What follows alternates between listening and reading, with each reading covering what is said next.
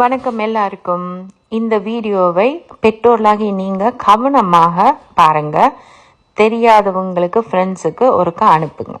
உங்களுக்கு எல்லாருக்கும் தெரியும், எலான் மஸ்க் இவர் ஒரு பெரிய பணக்காரர். இவர் நெட்ஃப்ளிக்ஸை முற்றிலுமாக கேன்சல் பண்ணுறதுக்குரிய நடவடிக்கையை எடுத்திருக்கிறார். நீங்கள் இந்த ஹெட்டிங்கை வாசிக்கும் போதே ஓரளவு நான் இந்த வீடியோவில் என்ன கதைக்க போகிறேன் என்பதை நீங்கள் புரிஞ்சு கொள்வீங்க. என்னத்துக்கு என்றதை அந்த சைன், அதாவது நான் இந்த சோஷியல் மீடியானால சில வேர்ட்ஸுகளை நான் போட்டு கதைக்க முடியாது. ஸோ இந்த காரணத்துக்காக தான் இவர் கன்சல்ட் பண்ணியிருக்காரு. இதில் 32 மில்லியன் கிட்ட லாஸ்ட் நெட்ஃப்ளிக்ஸால். ஏனென்றா நிறைய பேர் நெட்ஃப்ளிக்ஸை கேன்சல் பண்ணுறாங்க. பிள்ளைகளுடைய எதிர்காலத்தின் நன்மையை கருதி இந்த விஷயத்த செய்கிறாங்க. உங்கள் எல்லாருக்குமே தெரியும், கோகோமெலன் என்ற ஒரு கார்ட்டூன்.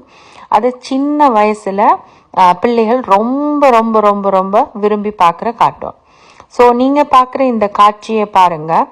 2 தகப்பன் ஒரு பிள்ளையை வளர்க்குற மாதிரி கோகோமெலனில் காட்டுறாங்க.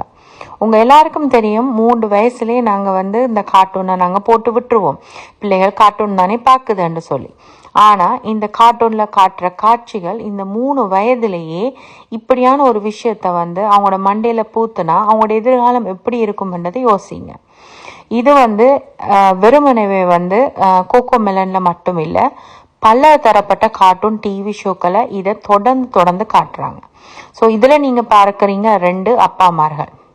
மற்ற வேறு ஷோக்களை 2 அம்மாமார்கள், இல்லைன்னா 2 கேர்ள்ஸ், 2 பாய்ஸ் அப்படி தான் காட்டுறாங்க.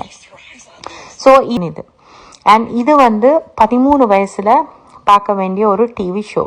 இதில் 2 கேர்ள்ஸ் விரும்புகிற மாதிரி காட்சிகள், மற்றது கொஞ்சம் மோசமான காட்சிகளும் இருக்குது. ஸோ யோசித்து பாருங்க, 3 வயசுல இருந்து அந்த பிள்ளைகள் படிப்படியாக வளர்ற வரைக்கும் இதே இதுகளோட கண் முன்னாடியே இந்த விஷயங்களையே பார்த்து வளர்ந்தா மைண்ட் செட் எப்படி இருக்கும்? ஸோ எதிர்காலத்தில் அப்படியான ஒரு விஷயத்தை தான் அவங்களும் செய்வாங்க. ஏன்னா எங்கள் எல்லாருக்குமே விருப்பம் எங்களோட பிள்ளைகளை நாங்கள் நல்ல முறையில் ஒழுக்கமாக அவங்களோட எதிர்காலம் நல்லா இருக்கணும் கருதினா நாங்கள் எல்லா விஷயத்தையும் செய்கிறோம். ஆனால் அவங்க பார்க்குற அந்த சின்ன வயசுல உள்ள கார்ட்டூனில் நாங்கள் மிச்சம் அவதானம் எடுத்துக்கொண்டு நாங்கள் கவனமாக இருக்க வேண்டியது பெற்றோர்களோட கடமையாக இருக்குது. நீங்கள் இதில் பார்க்குற காட்சிகள் பாருங்க. இப்போ கூட இந்த காட்சியிலையும் கூட எல்சா ஆனா ரொம்ப ஃபேமஸான ஒரு கார்ட்டூன் அண்ட் மூவி. ஸோ அதுலேயும் கூட அவங்க இந்த விஷயங்களை பூத்திருக்கிறாங்க. ஸோ இன்னொரு இது ஒரு மூவி உண்டு.